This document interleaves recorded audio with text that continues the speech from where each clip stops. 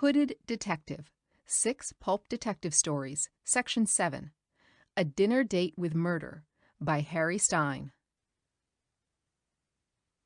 It was long past the dinner hour and too early for the after-theater crowd. The 2 men at the table near the door were the only patrons in Luigi's restaurant. They had eaten and were sitting there drinking wine. They drank very slowly, and it was plain that they were waiting for somebody, because they weren't talking much, and had the half-bored, half-impatient look of people who have nothing to do but wait. At a table near the back of the room, the waiter, who seemed to be the only one on duty, sat smoking a black twisted cigar and reading a newspaper. One of the men put his wineglass down and lit a cigarette. Even sitting down, he was noticeably shorter than his companion, but he was powerfully built. He had a deep olive complexion and eyes that were black and sparkling. "It looks like your man isn't coming, Dan," he said. "Don't worry about that, Gotti," Dan said. "He'll turn up.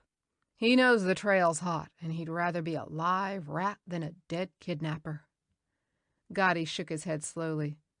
"I don't know," he said vaguely. "You say you'll know if it's the same one that phoned. How can you be sure?" "The accent. It's unmistakable. A deep voice and an accent like a vaudeville dialectician's." Gotti refilled their glasses from the green bottle on the table. Then they were silent. The front door opened and 2 men entered. One was fat, with a complexion the color of old weather-beaten brick, and eyes that were watery and cold. He wore a high-crowned pearl-gray fedora, set squarely on his head, and his fleecy coat had heavily padded shoulders. The other man was slight and sallow. His coat was too tight across his back, and he walked with a defiant swagger. They hung their hats and coats on the rack and sat down 2 tables away from the one at which Dan and Gotti were sitting. The waiter put down his cigar and came to their table, bowing slightly. "Spaghetti with a meat sauce," the stout man ordered loudly, "and a bottle of Chianti." "Same," the small man said laconically. The waiter went off without a word. The 2 men lit cigarettes. Dan and Gotti watched them with open curiosity, waiting for some sign, but they smoked in silence, never looking in the direction of the other table. "It's the organ grinder accent, all right," Gotti said in a barely audible voice. "But where's the high sign?" "Give him a chance," Dan mumbled. "He has to be plenty careful, I suppose." The waiter came in with a wicker-wrapped bottle, which he set on the table before the newcomers.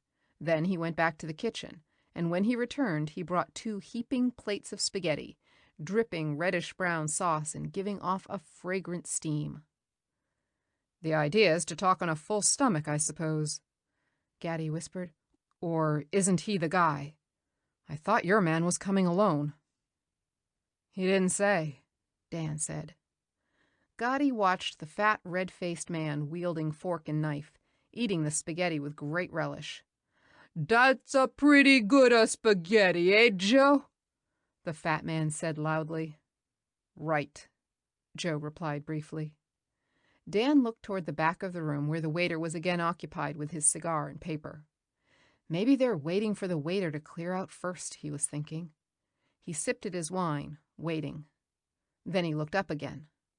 The stout man had almost finished what was on his plate and was taking a long drink from his wineglass. He put the glass down and sat back in his chair. He turned his watery eyes on Dan and nodded his head slowly up and down, up and down. Dan glanced quickly at Gotti, who had his elbow on the table and seemed to be sleepily leaning far over to one side of his chair. Then he nodded his head at the stout man, just as the latter had done. The next instant he was on the floor, and somewhere over his head repeated claps of thunder were bursting, as if they would never cease, and from the other table he heard a choked scream. His ears hurt in the silence that followed. When he rose from the floor, Gotti, gun in hand, was already standing at the side of the 2 men who a little while before had been enjoying their spaghetti and were now dead. The waiter had disappeared. Dan took a revolver from the lifeless hand of the small, sallow-faced man. He looked at the chambers. all the cartridges were neatly in place. "He never had a chance to use it," Gotti explained. The door opened again. A man with his hat drawn down low over his eyes stood in the doorway and looked wildly about at the dead men and at Dan and Gotti. Then he turned around frantically. "Our man!" Gotti cried. He leaped forward, grabbed the fleeing man by the elbow, and jerked him violently into the room.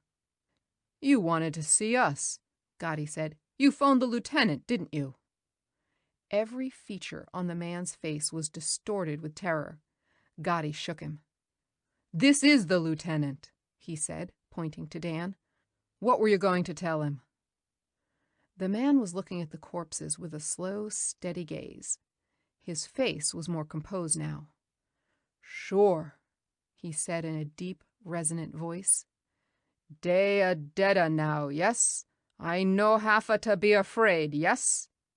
"That's right, they're dead," Dan said. "Where have you been keeping the kid?" The man drew a piece of paper from his pocket. Dan read the address on it and put it in his own pocket. "Who are they?" he asked, pointing to the bodies. The man was calm now. "Dat's a Rocky Callahan," he said, "and da little one, he's a Joe Baker. I was a gonna tell you. I was a gonna how you say, walk out on a dem." "Rocky Callahan from Detroit?" Dan said in surprise. "You mean the fat feller?" "Dat's a right." "Sucker," Gotti chuckled. "Yeah," Dan said wryly. "But what started the target practice?" "He pulled a rod on us," Gotti said. "Who?" "Joe Baker, the little guy." "I didn't see it."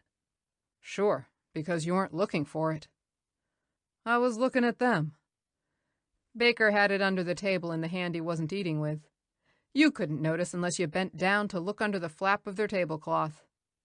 They must have found out our pal here was going to sing, and figured he probably told us too much already. They counted on getting him later. Dan nodded reflectively. "But what I want to know," he said, "is how you happen to be looking under their table." Gotti chuckled some more. "I was just making sure," he said. "Guys named Callahan shouldn't try to eat spaghetti. He might have palmed off the accent, but nobody with a real accent like that would cut up his spaghetti with a knife and pick up tiny pieces on his fork."